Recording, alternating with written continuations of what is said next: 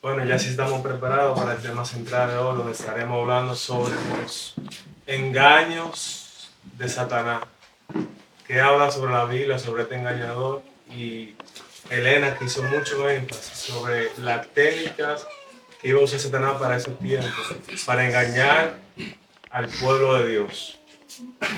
Vamos a iniciar buscando nuestra Biblia, segunda de Tesalonicenses, capítulo 2, versículo 9 al 10. Segunda de Tesalonicenses, capítulo 2, versículo 9 al 10. Y dice la palabra de Dios: Inicuo, cuyo avenimiento es por obra de Satanás, con gran poder y señales y prodigios mentirosos, y con todo engaño de iniquidad para los que se pierden, por cuanto no recibieron el amor de la verdad para ser salvos. O sea, aquí está hablando de un poder engañoso que Satanás utiliza en la tierra para engañar a quienes. ¿A quiénes va a engañar? A los que no quisieron recibir el amor de qué? De la verdad para ser salvos. Hay una cita muy interesante en Testimonio para los Ministros, página 472, párrafo 1. Miren que aquí dice la sierva del Señor: mientras el pueblo de Dios se acerca a los peligros de los últimos días, Satanás sostiene diligentemente consulta con quién, con sus ángeles, acerca del plan más eficaz para destruir su fe. Él ve que la iglesia popular ya está dormida, arrollada por su poder engañador. Mediante su agradable antifaz y su milagro mentiroso, puede continuar teniéndola bajo su dominio. Por lo tanto, dirige especialmente todos sus ángeles, todos, para que coloque la trampa especialmente destinada a los que esperan la segunda venida de Cristo y se esfuerzan por guardar los mandamientos de Dios. O sea, Satanás no ataca a las iglesias populares que ya están perdidas y engañadas. ¿Para quiénes son sus trampas? Para los que se esfuerzan por serle fiel a Dios, los que quieren guardar su palabra, su mandamiento, y tienen la fe en ¿quién? En Jesús. Miren que dice Apocalipsis, aquí en esta misma línea, en Apocalipsis 12, versículo 17, dice la palabra de Dios: entonces el dragón se llenó de ira ¿contra quién? Contra la mujer.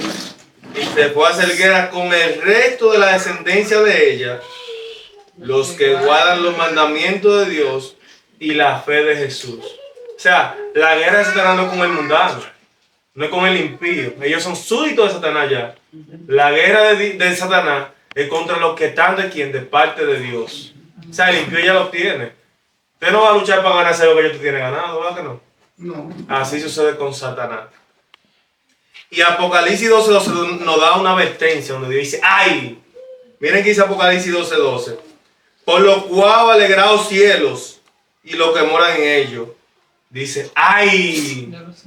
De los moradores de la tierra y del mar, porque el diablo ha descendido a ustedes con gran ira, sabiendo que le queda poco tiempo. Antes de yo entender que el libro de Apocalipsis era un libro en símbolos, yo decía: ¿cómo así? Moradores de la tierra y del mar. ¿Será que hay gente que vive en el mar? Pero después entendí que en Apocalipsis hay símbolos. Y la Biblia nos dice que las aguas que viste son pueblos, muchedumbre y naciones. Por eso dicen 4 bestias que se levantan del mar. O sea, de donde había mucha gente. Ahora, la bestia que se levanta de la tierra, donde había poca gente, porque fueron huyendo la gente que corrían de la Edad Media, de Roma, del antiguo mundo. O sea, aquí dice Dios en Apocalipsis 12:12, ¡ay de los moradores de la tierra! O sea, hay donde viva poca gente, pero también donde viva mucha. O sea, Satanás anda ¿qué? Como león. Donde quiera que haya gente. Hayan poco, mucha, Satanás manda a sus ángeles y sus súbditos, buscando a quien devorar. Y miren que nos dice la sierva del Señor, el Testimonio para los Ministros, página 472, párrafo 2. Dice el gran engañador: debemos vigilar a los que están llamando la atención de la gente al sábado de Jehová Induciremos a muchos a comprender que los requerimientos de la ley de Dios y la misma luz que revela el verdadero día de reposo, revela también el ministerio de Cristo en el santuario y pone de manifiesto que la última obra en favor de su salvación del hombre se está realizando ahora mismo. Debemos mantener la mente de la gente en tiniebla hasta que esta obra haya terminado y nos aseguraremos al mundo que ya lo tenemos y a la iglesia. O sea, Satanás no es conformista. Él quiere asegurarse a los que están en tiniebla en el mundo, pero también a los que están en la iglesia. Y sigue diciendo, párrafo 3. El día de reposo será el gran asunto que ha de decidir el destino de las almas. Debemos exaltar el día de descanso que nosotros hemos creado y hemos de lograr que acepten tanto los mundanos como los miembros de la iglesia. Ahora hay que inducir a la iglesia a unirse al mundo para apoyarnos. Eso le dijo Satanás a sus santos. Amén, sí. Debemos trabajar por medio de señales y maravillas para cegar sus ojos a la verdad e inducirlo a dejar de un lado la razón y el temor de Dios y a seguir la costumbre y las tradiciones. O sea, oye, ¿cuál es el plan de Satanás? A través de sus súbditos y de sus ángeles, de unir a la iglesia con el mundo, de enseñarle a nosotros los fieles que los requerimientos de Dios han bajado. Ah, no, eso es extremismo. Muchas veces dicen cosas sencillas.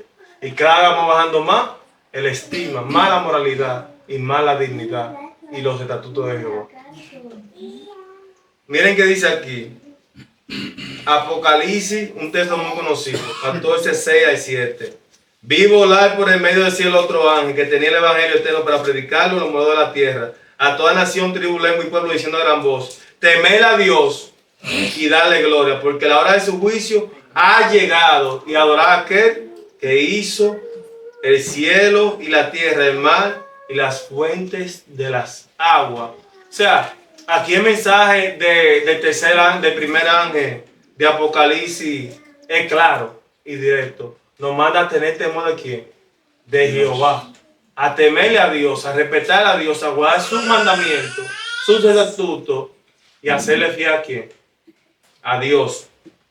Más, ¿qué pasa si nosotros guardamos toda la ley, pero la desobedecemos en un punto? Hay un pecado acariciado, algo que no queremos dejar en nuestra vida. ¿Qué sucedería? Estamos violando la Torah. Santiago 2:10 no tiene la respuesta. Porque cualquiera que guardara toda la ley, pero la ofendiera en un punto, se hace culpable de todo. Porque el que dijo no cometerás adulterio, también dijo no matarás. Ahora bien, si no cometes adulterio, pero matas, ya te ha hecho transgresor de la ley. Así hablar y así hacer como lo que habéis de ser juzgados por la ley de la libertad. O sea, la ley de Dios nos da libertad. ¿De qué? Del pecado. Nosotros nos cautivos a Satanás, porque cuando Adán desobedeció a Dios, se hizo esclavo a quien obedeció. Ahora nosotros, por medio de Cristo, Dios borra toda nuestra inequidad pasada y ahora andamos en el régimen nuevo del Espíritu. ¿Quién es el Espíritu? Cristo. Cristo en nosotros es la esperanza de ¿qué? De gloria. De gloria.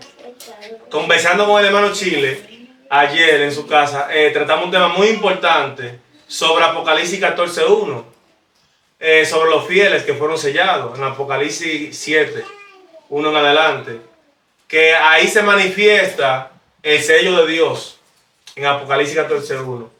Dice que vio un grupo que tenían el nombre en la frente del Padre y del Hijo. O sea, ¿qué representa el nombre de Dios y de su Hijo en la frente de nosotros? En el glóbulo frontal, donde tú tomas tus decisiones. ¿Qué representa? Nuestro carácter. Ahora, ¿dónde está el carácter del Padre y del Hijo? En su ley. O sea, los fieles guardarán completamente, no mandamientos, todos los mandamientos de Dios. Porque corrompe uno, lo rompe todo. Por eso yo recuerdo que leyendo el libro de Juan me di cuenta que la Biblia dice que los mandamientos son de dos. Son del Padre y son del Hijo. Dice, si me amáis, dijo Cristo, si me amáis, guardad mis mandamientos. así como yo he guardado los mandamientos de quién. De mi Padre. ¿A quiénes tendrán en la frente los fieles? El Padre de ellos. Amén, porque guardan sus mandamientos. Mire que nos dice aquí el Espíritu de Profecía, en Testimonio para los Ministros, página 472, párrafo 4, dice, yo voy a influir sobre los ministros de las iglesias populares. ¿Sobre quiénes? Sobre los ministros. De las iglesias populares, o sea, grandes multitudes, son iglesias grandes. Dice, para que desvíen la atención de sus oyentes de los mandamientos de Dios. Lo que las escrituras afirman que es la ley perfecta de libertad debe ser presentado como un yugo de servidumbre. La gente acepta las aplicaciones de los ministros de las escrituras, tanto al que actúan por medio de los ministros para dominar a la gente, de acuerdo con mi voluntad. Oye, él dice, la gente acepta la explicación de las escrituras de los grandes ministros. Ah, no, que dijo fulano, un pastor muy reconocido que tiene mucho conocimiento, estudió teología. Vamos entonces a inducirlo a ellos, a controlarlo a ellos, y nosotros podemos ¿qué? Controlar todas las masas. Por eso decía Swinger, cuando usted estaba leyendo, que las escrituras deben ser su propia intérprete. Ningún hombre debe ¿qué? Interpretar las escrituras. Nosotros por nosotros mismos debemos de estudiar y de orar a Dios. Si alguno tiene aquí falta de sabiduría, pídasela a quién. A Dios. Y Él la dará en abundancia. Y sigue diciendo la palabra de Dios en Romanos capítulo 2, versículo 14 al 15. Porque cuando los gentiles que no tienen ley hacen por naturaleza lo que es de la ley, estos son ley para sí mismos, aunque no tengan la ley escrita. Mostrando la obra de la ley escrita en donde, en su corazón, dando testimonio de su conciencia, acusándole a ustedes o defendiéndole de su razonamiento en el día de Dios, juzgará por Jesucristo los secretos de los hombres conforme a mi evangelio. Increíble. Por eso dice Pablo ahí mismo en el libro de Romanos, que los que murieron bajo la ley, por la ley, pero los que murieron sin ley, perecerán como quieran. Por eso no llevo el comentario. Muchas personas dicen, no, que si no conocieron ley, aquí dice tiene la ley de qué? De su conciencia. Todo el mundo sabe lo que es lo bueno y lo malo. Por eso es que le da miedo hacer lo que no. Por eso dice, sin la ley perecerán, serán también talados. Entonces sigue diciendo la palabra de Dios, el versículo 13 de Romanos capítulo 2. Porque no son los oidores de la ley los justos delante de Dios, sino los hacedores de la ley. Estos serán justificados. O sea, ellos por guardar la ley no se justifican. La gente dice, nosotros guardamos la ley, los mandamientos para ser justificados. No. Para nosotros mismos justificarnos nosotros mismos. Dice, serán justificados. Ahora, ¿quién es que justifica? Cristo. Amén. Vamos a leer Romanos capítulo 8, versículo 33 al 35. Cuando lo tengan, digan amén. Romanos 8, versículo 33 al 35. Alguien levantando la mano, que quiera leer. Adelante, lees. ¿Quién acusará a los escogidos de Dios? Dios es el que justifica. ¿Quién es el que los condenará? Cristo es el que murió, y más aún el que también resucitó, el que además está a la diestra de Dios, el que también intercede por nosotros. ¿Ya voy a 35? Sí. ¿Quién nos separará del amor de Cristo? ¿Tribulación o angustia, o persecución, hambre, desnudez, peligro o espada? Amén, dalo ahí. Ahí vemos claramente que nosotros no guardamos los mandamientos de Dios para ser justificados por nosotros mismos. Dios es que justifica. ¿Quién nos condenará? Cristo fue el que murió. Cristo fue el que pagó el precio por nosotros. Por eso dice, no me acordaré más de sus iniquidades pasadas. Entonces, una persona puede guardar la ley perfectamente y no es justo en sí mismo. No, todos los pecados, todos. No hay nada que podamos hacer para... Amén. Todos estamos destituidos de la gloria de Dios. Solamente por Jesucristo podemos tener comunión con ¿quién? Con el Padre. No hay ninguna otra manera. No, que hay que guardar los mandamientos. No, guardando los mandamientos tú no puedes llegar a Dios. Porque llegamos a Dios por medio de Jesucristo, nosotros guardamos los mandamientos. Amén. Y sus mandamientos no son gravosos, Amén. sino que son la ley de la libertad. Sigue diciendo Romanos capítulo 4, versículos 5 al 8. Mas el que no obra, sino el que cree, el que justifica al impío, esto es Jesucristo, su fe le es contada por justicia. Como también David habla, bienaventuranza del hombre a quien Dios atribuye justicia, sin obra, diciendo, bienaventurado aquellos cuya iniquidad son perdonadas y cuyos pecados son cubiertos. Bienaventurado el varón a quien el Señor no inculpa de pecado. Gloria a Dios. Esa es la única esperanza que nosotros tenemos. Que Dios, por medio de Jesucristo, nos atribuya justicia. Somos bienaventurados cuando ¿qué? Cuando tenemos a Cristo en nuestro corazón y dejamos el yo fuera de nosotros y mora Cristo en su justicia. Pero tenemos la vestidura blanca, que es la justicia de Cristo. Sigue diciendo el libro de Romanos, capítulo 6, versículos 5 al 10.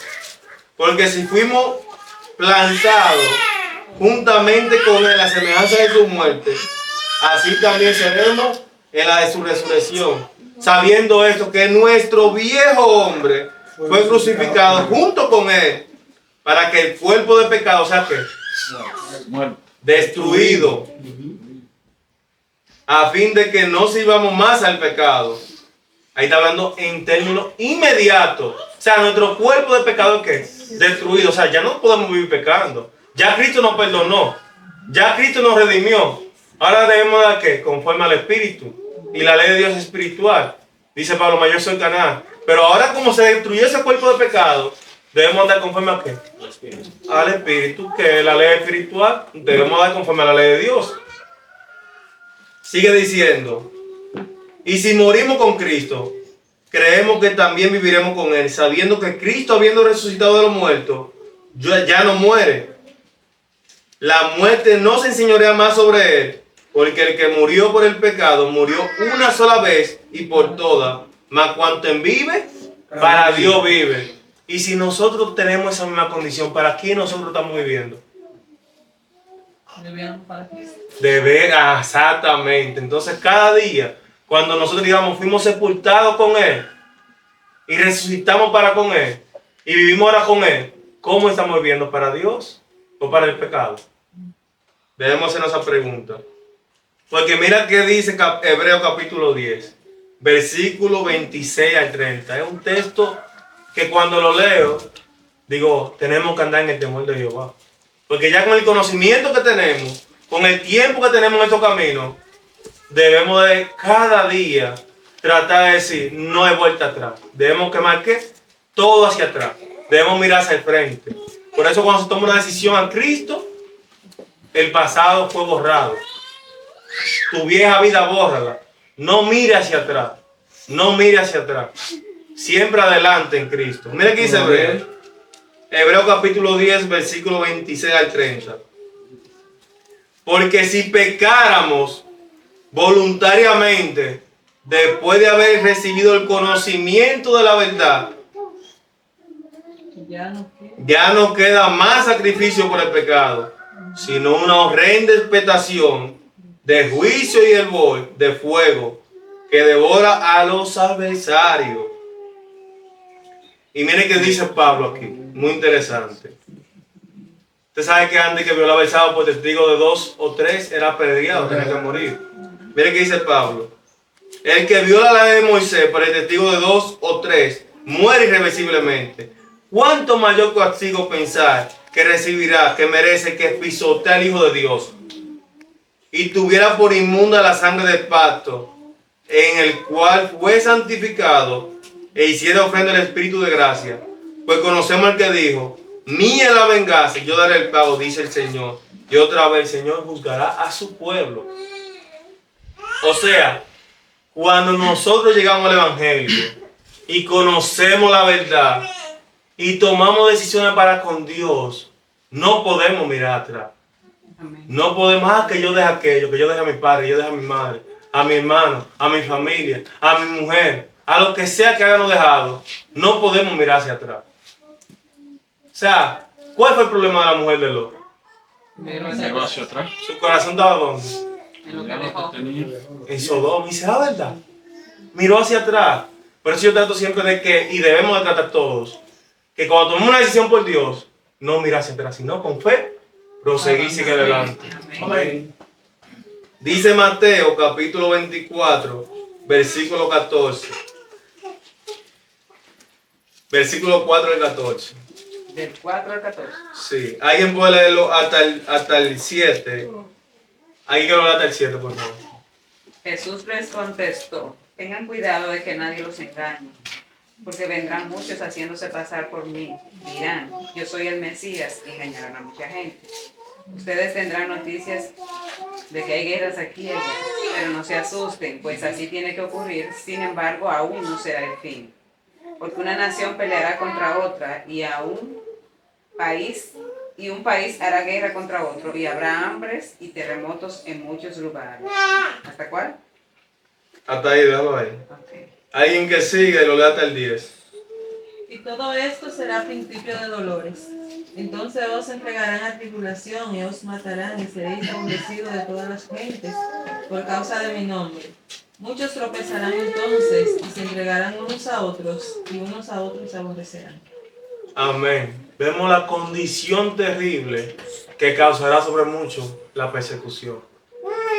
Por eso dice Elena en un escrito, no tengo la cita aquí, pero ella dice que en tiempo de paz nadie sabe quién es cristiano. Todo el mundo se vende como cristiano. No se sabe quién es oro y quién es madera. Ahora, cuando llega el fuego, el oro se refina. ¿Usted sabía eso?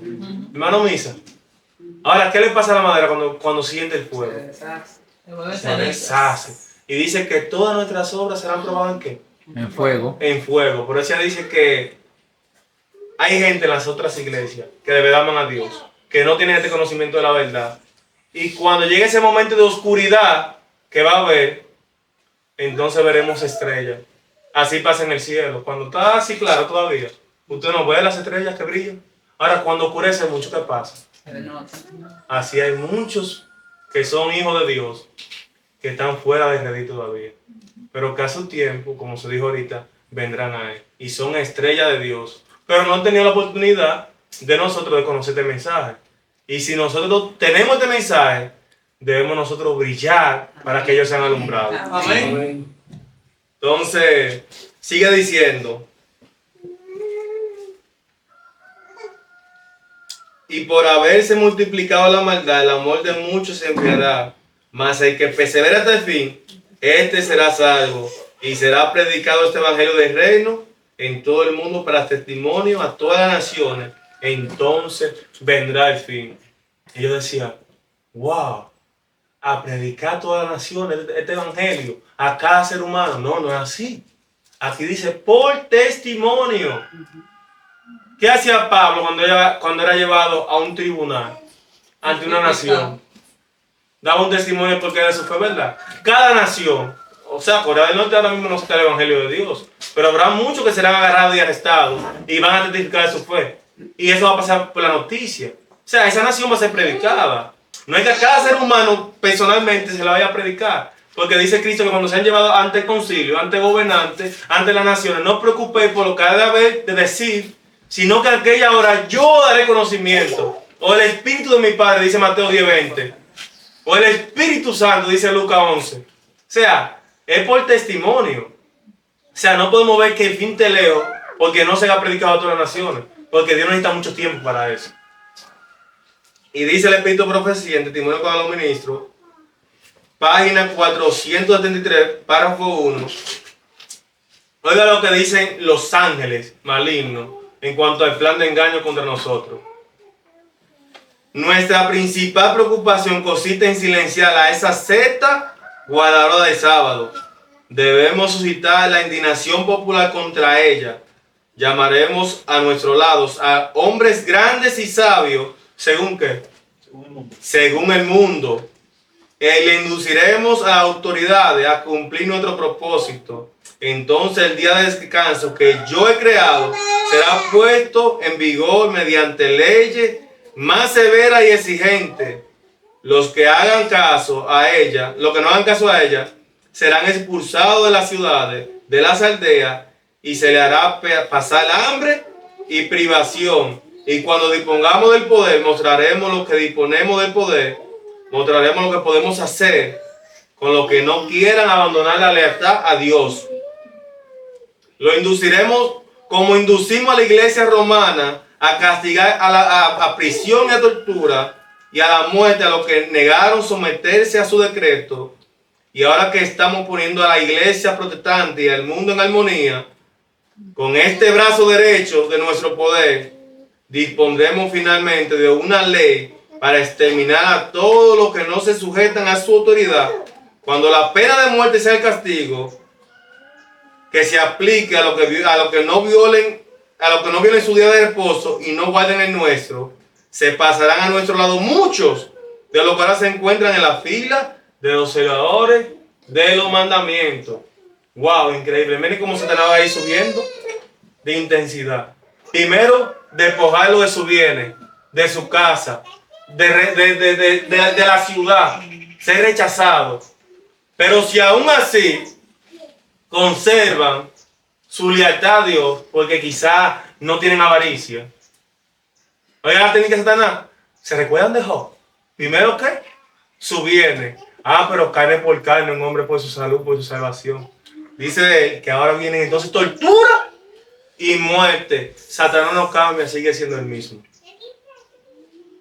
Sigue diciendo: inducir a los poseedores de tierra y de dinero a que se embriaguen con los ciudadanos de esta vida, presentarle el mundo en su más amplio aspecto, más atractivo, para que depositen aquí su tesoro y pongan sus afectos en las cosas terrenales. Debemos hacer todo lo posible para impedir que los que trabajan en la causa de Dios tengan medios que puedan usar contra nosotros, mantener el dinero en nuestras filas. Mientras más medios obtengan, más daño causarán a nuestros reinos, arrebatándonos nuestros súbditos, hacer que se preocupen más por el dinero que por la edificación del reino de Cristo y la difusión de la verdad que nosotros odiamos, y no necesitaremos temer de sus influencias, porque sabemos que toda persona egoísta y codiciosa caerá bajo nuestro poder y finalmente será separada del pueblo de Dios. Wow, qué claro. ¿Todavía puede el plan de Satanás? Hacer que nos preocupemos más por qué. Por el dinero. Por los bienes de este mundo, por las cosas terrenales. ¿Y dónde? En las ciudades, el entretenimiento. Que se olviden de qué. De predicar y de edificar qué. El reino de nuestro Señor Jesucristo. Cuán engaño es Satanás. Cuánto engaño para con nosotros. Entonces tenemos adelante, hermanos. Eso está interesante y me llega un pensamiento donde Satanás es tan sigiloso también, que hay hermanos, por ejemplo, que tienen terreno de mucho dinero, que sabemos que estamos en tiempos solemnes, tienen casa, etcétera, etcétera, cosas que no están necesitando ahora, pero que cuestan mucho dinero, y están viendo a otros hermanos que tienen una necesidad económica, que por tal necesidad hasta está perdiendo mucho su fe, porque está buscando la manera, tú sabes, de sustentar un hogar, una familia, a la cual es ya un compromiso por obligación, y ese hermano, sabiendo la necesidad de ese otro hermano, hace que por la avaricia que tiene del terreno, la casa o algo, etcétera, que no está necesitando, que cuesta una cantidad cierta, que vendiéndole y ayudando a diferentes tipos de hermanos que están pasando lo mismo, pudiera salvarse. Entonces, Satanás es tan sigiloso y tan astuto que eso pasa mayoritariamente, tú sabes, dentro de la iglesia, que esa persona se aferra a eso que tiene, sabiendo que Cristo está a la puerta, viendo que el otro hermano se está desviando del camino porque tiene un compromiso familiar, etcétera, etcétera, y no se despega de ese amor al Señor. Amén, amén. Exactamente. Y no solamente porque Cristo está a la puerta. Porque yo digo, yo tengo que ser fiel no porque Cristo está a la puerta. Si no, ¿y si yo me muero mañana? ¿Y si ese hermano se muere mañana? Mira aquí, el hermano Misael leyó este texto. Yo lo tengo aquí en este estudio, por eso dije, wow, este estudio viene de Dios. Va acorde. Mira que dice Lucas capítulo 12, versículo 19 al 21. Dice, y diré a mi alma, alma, muchos bienes tienes guardados para muchos años. Repósate, come, bebe, regocíjate. Pero Dios le dijo, necio, esta noche vine por tu alma. Y lo que has provisto, ¿de quién será? Así es que hace para sí tesoro y no es rico para con Dios. Por eso Pablo dice, Santiago, a los ricos de este mundo le digo, ¿ser rico en qué? En buenas obras. O sea, ser benevolente, ayudar al hermano, darse a sí mismo por el otro, por el prójimo. Si tú no amas a tu hermano como a ti mismo, tú no puedes hacerlo. Tú no puedes. Ahora, cuando tú te pones en el lugar del otro, tú dices, wow, mira cómo este es hermano. Si yo estuviera en esa condición, me gustaría que venga una mano ayuda y me ayude. Entonces yo, como estando en ese lugar, me hubiera gustado eso. Déjame aceptar ahora, que mañana puedo ser yo. Nadie está seguro, dice. Nadie. Dice que nadie ponga su confianza en los bienes de este mundo.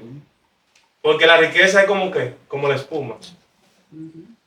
Y sigue diciendo aquí, Mateo capítulo 6, versículo 24, hablando sobre ese mismo tema de que Satanás quiere inducirnos sobre qué. Sobre la codicia del dinero. Sobre que crear un Dios. Moloch. Mire qué dice. Ninguno puede servir a dos señores, porque aborrecerá al uno y amará más al otro, o estimará al uno y menospreciará al otro. No podéis servir a Dios y a la riqueza. ¿A cuál amamos más? Nosotros. No, pero que yo tengo 2 panes. No, pero déjame guardar este para mañana, por si acaso. Pero ese hermano no tiene un pan hoy, y tú con uno comes. Mañana Dios te va a proveer. Dice, no preocupéis. Si las aves que andan en el cielo son menos importantes que ustedes y Dios les suple, ¿qué será vosotros? Muchas veces no tenemos lo que... O sea, pasamos necesidad por esa misma capacidad mental pobre. ¿Verdad? Porque, no, tengo 2, me da para hoy y mañana. Pero a tu hermano le hace falta ahora. Que si tú le dieras, Dios te proveyera mucho más, porque sabes que más personas van a ser bendecidas por medio de ti. Por eso Abraham fue bendecido, porque Abraham no tenía eso. Y será bendiciones para ti. ¿Y cuántas generaciones? Más. O sea, cuando Dios nos da bendición, ¿para qué es esa bendición? Para nosotros bendecir a otros, no para nosotros mismos, ni para gloriarnos, ni para subirnos el ego, sino para Dios a través de ti. Muchas personas que están a tu alrededor tienen necesidades y no tienen la capacidad que Dios te dio a ti. Mira que sigue diciendo Satanás aquí. Por medio de lo que tienen apariencia de piedad. ¿Qué es lo que tienen? Apariencia. Se ven religiosos, pero sus frutos no van a eso. Dice, pero no conoce la eficacia de ellos. O sea, no tienen los frutos de la piedad. Podemos ganar a muchos de otra manera, no nos haría mucho, ni haríamos tanto daño. Los que aman los deleites más que a Dios serán nuestros colaboradores más eficaces. Los que permanecen a esta clase de gente, si son capaces e inteligentes, servirán de cebo para atraer a otros a nuestra trampa. Muchos no tendrán que temer su influencia, puesto que profesan la misma fe. De esta manera lo induciremos a creer que los requerimientos de Cristo son menos estrictos que lo que ellos creyeron, y que, si asemejándose al mundo, podrán ejercer más influencia sobre los mundanos. Así se separarán de Cristo, entonces no tendrán fuerza para resistir nuestro poder, y antes que muchos estarán dispuestos a ridiculizar el celo y la devoción que ellos mismos tenían antes. Oiga, terrible, terrible, terrible. Esa gente que son religiosas, que predican, que tienen apariencia de piedad, pero sus frutos no dan fruto de piedad. Dice que son cebos. Son gente élite, grande, tienen influencia. Dice, pero fulano es un hombre de Dios. Son cebos. Pero fulano hace esto, fulano hace aquello. Somos de la misma fe. Yo he escuchado eso. Pero fulano hace esto. Yo digo, es que tú sabes, no depende de lo que fulano haga. Esto es algo personal. No, pero que fulano es odioso. No importa. Yo soy el que tengo que dar amor. Amén. Fulano habla más de ti. No importa. Si yo hago otra cosa de la que habla de mí, el que está quedando en ridículo es porque la gente va a decir, pero fulano sí es mentiroso.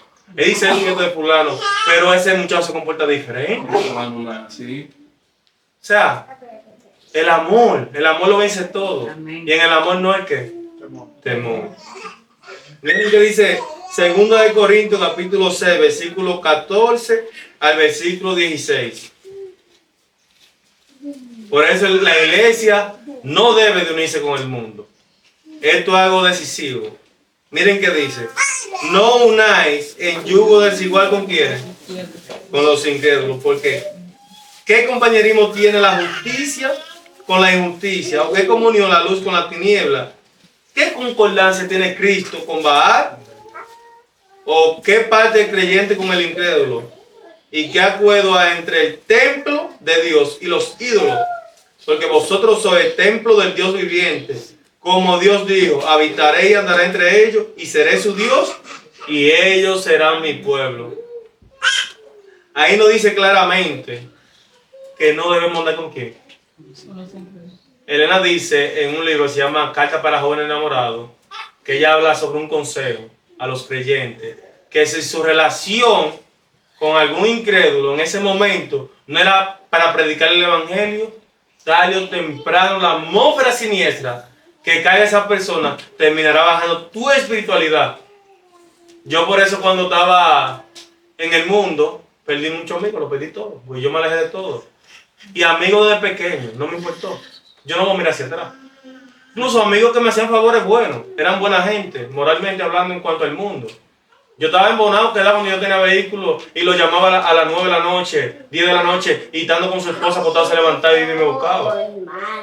Ahora, ¿yo voy a poner esos favores o esa amistad por encima de Dios? No. Lamentablemente yo le prediqué el evangelio, no lo aceptó. Me saluda con mucho amor, los saludos, pero no podemos dar ejemplo. No puedo, porque mi fidelidad tiene que ser aquí, a Dios. Sigue diciendo Santiago capítulo 4, versículo 4 al 5. Oh almas adúlteras, ¿no sabéis que la amistad del mundo es enemistad contra Dios? Cualquiera pues que quiera ser amigo del mundo se constituye enemigo de Dios.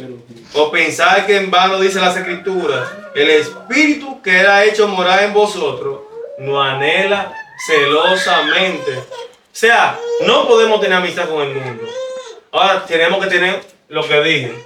Debemos que, si es para predicarle, Cristo iba donde quiere, fariseos y publicanos. ¿Pero a qué? A predicar el evangelio. Nuestra relación con ellos simplemente a presentar la luz que nosotros hemos recibido. Porque nosotros tuvimos algún día en tiniebla y porque alguien nos presenta esa luz y Dios hizo una obra, estamos hoy en día aquí. No podemos crear una barrera tampoco, como dice el deseado de toda la gente, capítulo 3, que habla de eso. Que dice que la luz que Dios le dio a los fariseos de no contaminarse, ellos la doblaron. Porque era para que no se contaminen con las prácticas paganas y mundanales. Pero ellos crearon un muro donde Israel, y que ellos eran los únicos dueños de la salvación. Y que los gentiles eran ¿qué? Perros, piedra, roca. Sin embargo, fueron los primeros en aceptar el evangelio de Jesucristo. Adelante con los chicos. Mire, un hermano tenía un amigo inconverso y se unieron para hacer un negocio. Pero entonces sucedió que el inconverso se adelantó y con una palabra que dijo dañó el negocio. Entonces el hermano quedó mal, quedó en vergüenza porque él le dijo, yo no le iba a decir eso a él.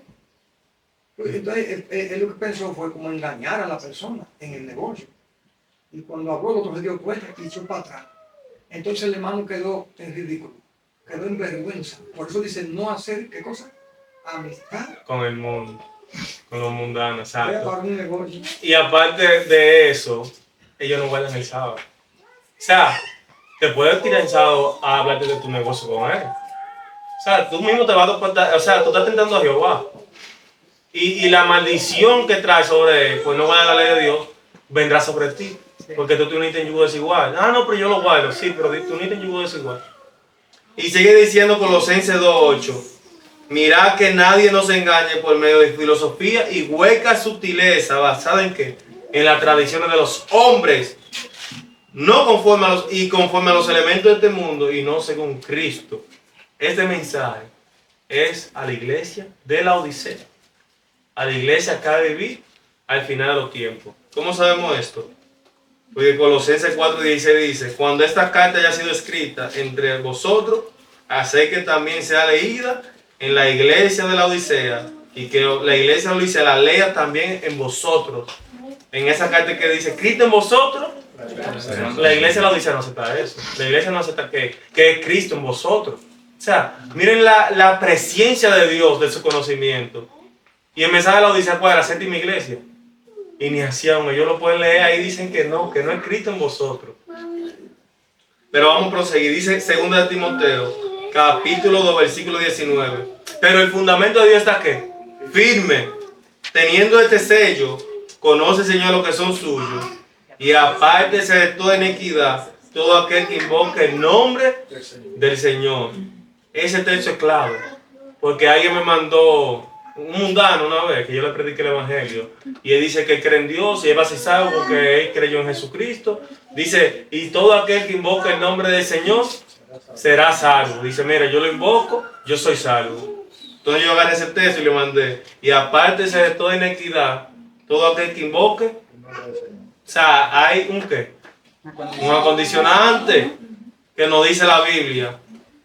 Por eso la palabra inequidad que se utiliza ahí es anomía en griego, que significa maldad, inequidad o transgresión de la ley. O sea, apártese de toda transgresión de la ley, todo aquel que invoque el nombre del Señor. Por eso dice Pablo, entonces, transgredemos la ley para que sobreabunde la gracia. De ninguna manera. O sea, aquí no está hablando que todas nuestras iniquidades pasadas fueron perdonadas, pero debemos apartarnos de todas ellas. Y sigue diciendo Satanás a sus ángeles: hasta que demos el golpe decisivo, deben de ser incansables nuestros esfuerzos contra los observadores de los mandamientos. Debemos estar presentes en todas sus reuniones. Nuestra causa sufrirá bastante, especialmente en sus grandes reuniones, y debemos hacer mucha vigilancia y emplear todas nuestras artes seductoras para impedir que las almas escuchen la verdad y sean impresionadas por ella. ¿Por qué? Porque mire que dice la palabra de Dios en Romanos capítulo 1, versículo 18. Porque la ira de Dios se revela desde el cielo contra toda impiedad e injusticia de los hombres que detienen ¿qué? Con injusticia la verdad. ¿Verdad? O sea, no podemos detener la verdad. Pero Satanás dice aquí, debemos ¿qué? Influir en que se detenga, en que debemos estar en todas sus reuniones y usar grandes hombres de influencia. A los que tienen poca influencia Satanás no va a usar, pues ¿a quién van a arrastrar con ellos? A nadie. Exacto, debe de ser grandes hombres con influencia. Y sigue diciendo, tendremos en el terreno como agentes de nosotros a hombres que sostengan falsa doctrina mezclada con ¿qué? Con suficiente verdad para engañar a las almas. También tendremos incrédulos presentes. Oiga, aquí hay gente incrédula que siempre usted puede predicar la palabra directa, como usted la palabra de Dios no lo va a creer. ¿Para qué? Para infundir duda en los otros. Por eso es allá que nosotros debemos ser cuidadosos, ya que Satanás está en ese plan hace mucho tiempo. Cuando se escribe hace mucho. Sí. Está en ese plan de yo no ser ese instrumento que Satanás utilice aquí en la iglesia. Amén. Tener cuidado con las opiniones que tenemos, con los comentarios que hacemos. Sí. Estamos haciendo un trabajo para alguien. Exacto. Y alguien me está escuchando. Cualquier duda, mejor llamarle hermano Paz, Exacto. para que no sean influidos a más personas. Exacto. Y sigue diciendo, si la gente leyera y creyera esa palabra de la advertencia, tendríamos poca esperanza de vencerla. Pero si podemos apartar su atención de esas admoniciones, seguirán ignorantes de nuestro poder y astucia, y por fin los retendremos en nuestra fila. Y oigan, ¿qué mensaje más solemne? Dios no permitirá que se desprecie impunemente su palabra. Satanás sabe que no. Dios no va a permitir que su palabra se menosprecie ¿qué? Impunemente. Si podemos mantener a las almas engañadas por cierto tiempo, la misericordia de Dios se apartará de ellas y Él nos la entregará para que la dominemos completamente. ¿Qué pasa si una gente rechaza constantemente la verdad? Esa es la blasfemia contra el Espíritu Santo. Rechazar constantemente la verdad. Entonces la misericordia se aparta, la gracia, y Dios se la entrega a quién. Eso lo dijo en 2 Tesalonicenses capítulo 2. Por cuanto no quisieron aceptar el amor, Dios le manda un poder engañoso, por cuanto no quisieron aceptar la O sea, le verdad. permite ese poder engañoso. O sea, aparta a él y deja que el otro. Amén. Y sigue diciendo, debemos producir distracciones y causa división. Oiga, todos los planes, causar división entre nosotros mismos y distracciones. Debemos destruir su preocupación por la salvación de sus propias almas e inducir a criticar, a juzgar, a acusarse, a condenarse mutuamente. ¡Wow! Terrible. A albergar egoísmo y enemistad. Por esos pecados Dios nos arrojó de su presencia y todos los que sigan nuestro ejemplo tendrán un fin similar. ¡Wow! Recordemos que Satanás está hablando. Sí, terrible. Satanás, mira, un astuto. Eso está en Testimonio para la Iglesia, Testimonio para los Ministros, página 475, párrafo 2. Oiga, por esa razón, Dios arrojó a quienes, a ellos, de su presencia. Y mire que dice Pedro, en 2 de Pedro, capítulo 2, versículos 4 al 6. Porque si Dios no perdonó a los ángeles que pecaron, sino que lo arrojó al abismo y lo entregó a prisiones de oscuridad para ser reservado al juicio, y si no perdonó al mundo antiguo, sino que guardó a Noé, pregonero de justicia, con otras 7 personas, trayendo el diluvio sobre el mundo de los impíos, y si condenó por destrucción a la ciudad de Sodoma y de Gomorra, reduciendo la ceniza y poniéndola como ejemplo a los que habían de vivir impíamente. Adelante. Y ahí es que está el engaño que tenemos nosotros los seres humanos. Que creemos que no va a hacer eso. ¿Cómo va a ser? O sea, Dios de amor. Dios de amor, ¿cómo va a quedarse como un chinchín? Yo me cuelo. Y en ese engaño estamos, como que Él no va a hacer eso. A tanta gente que va a... Adelante, Manolito. Pero otra cosa que usted acaba de leer ahí es que la crítica, esa crítica destructora, lo que hace que daña el campamento, en otras palabras. Esto está mal por fulano, esto está mal por fulano, lo que me pasa a mí, la culpa es de fulano, y esto y esto. Entonces eso va contagiando de tal manera que de hecho se llevó a la tercera parte de los ángeles del cielo. Y ahí dice que él va a infundir ese mismo carácter, porque Satanás, Sí, lo mismo. o sea, ya tiene años trabajando y sabe de qué forma, él sabe de qué forma destruir. Lo que él no sabe cómo construir, Amén. pero él sabe cómo destruir. Amén, así es. Debemos de cuidarnos de nosotros, no sé qué. Mala influencia para con los demás. Mírese usted. Mire usted. Estamos mal por todos los lados. Todo el mundo está mal, Mirando pero al y otro, yo. descuidándome yo. O sea, yo creo que excusa no tenemos ninguna. Amén. Ese es el problema. Que el que no está cogiendo uno, está cogiendo al otro. Y a veces me excuso yo pensando que el que está mal eres tú. Y así sucesivamente. Entonces, en esa no estamos haciendo tampoco. Amén. La salvación es algo personal.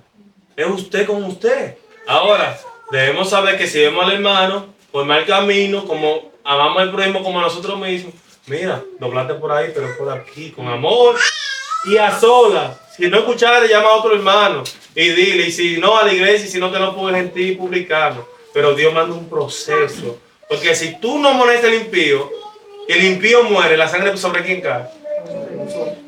Entonces, debemos tener cuenta. Dame la Vamos. página, Dayan, por favor, la página. Testimonio para los ministros, página 475, párrafo 2. Ok, gracias. Sí. Ok. Ahora miren qué pasa con los que son fieles a Dios. No importa cómo esté el mundo, cómo esté el hermano, cómo esté el otro, cómo estés tú que depende de tu salvación. ¿Lo vive a dónde? En Sodoma. Ahora miren la calidad de hombre de Lot. Versículos 7 al 10.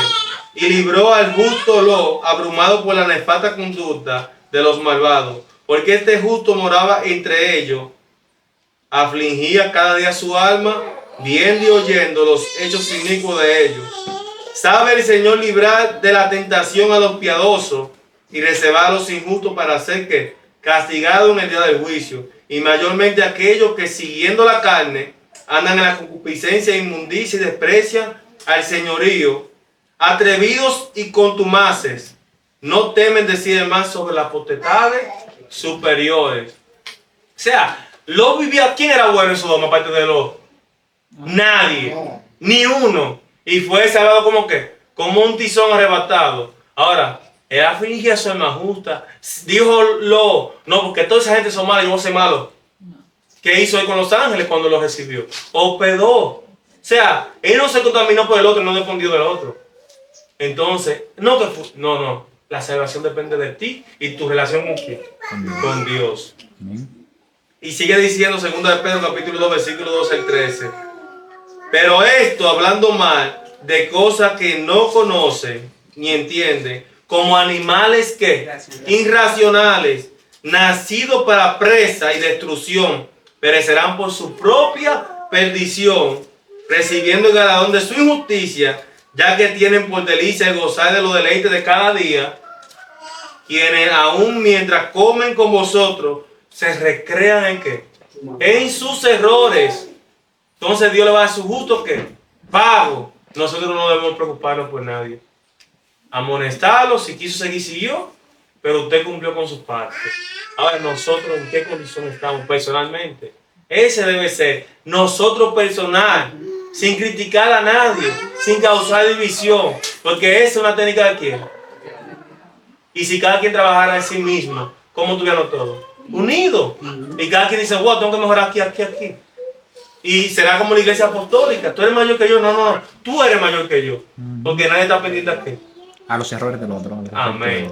Vamos a orar, vamos a ponernos de rodillas para terminar con una oración.